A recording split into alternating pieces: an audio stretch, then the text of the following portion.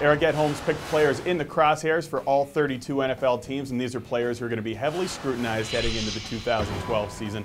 We're looking at the AFC West now, and let's start with the Denver Broncos, who made a pretty big free agent signing this year. They sure did, and I tried to go against the grain as many times as I could, not pick quarterbacks, but how do you not go with Peyton Manning? I mean, the guy is the biggest story, obviously replacing a huge one in Tim Tebow, whether his football performance matched up to it or not. Tebow was a huge deal. Peyton's an even bigger deal, and he comes off of questions with his shoulder. You know, he's trying to lead this team and regain the glory that he saw in Indianapolis. It's going to be a fascinating story all season long. Couldn't go any other direction. That team really kind of depends on what Peyton Manning can do this year. You can't say the same for your player in the crosshairs for the Chargers, but the Chargers really need Sean Phillips to step it up this year. They need that whole pass rush to really fill it up in the stat sheet this year. They were 32nd in the NFL in third down defense last year. And Phillips, giving him some credit, he was this close to making several sacks last year. Just couldn't seal the deal. Sack production fell way off. They've helped the front seven. I think that defense is going to be markedly better, and I think Phillips is going to have a very good individual season.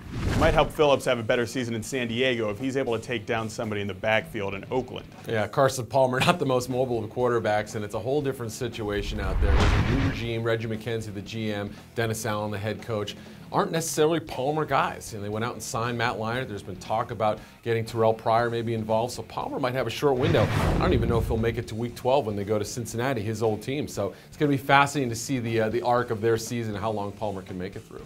Peyton Hillis was one of the biggest free agent signings for the Kansas City Chiefs, but they also bring back Jamal Charles after he missed almost all of last season. You have both of those players in the crosshairs. The running game would really stall last season. They really need to fill that formula of defense, running, special teams. That's what Romeo Crennel wants to do. The import Hillis, who had a disastrous season last year for the Browns, was the hero out in Cleveland. He gets shipped out. Now Jamal Charles with the ACL says he's going to take out his frustrations on the rest of the league. I think these two guys collectively could be very good, but they're going to get a lot of the attention too from other defenses and from media and fans. Just think if those two can have the season that they had 2 years ago in the same backfield, that Chiefs backfield is going to look pretty good. To see players in the crosshairs for all 32 NFL teams, just go to ProFootballWeekly.com.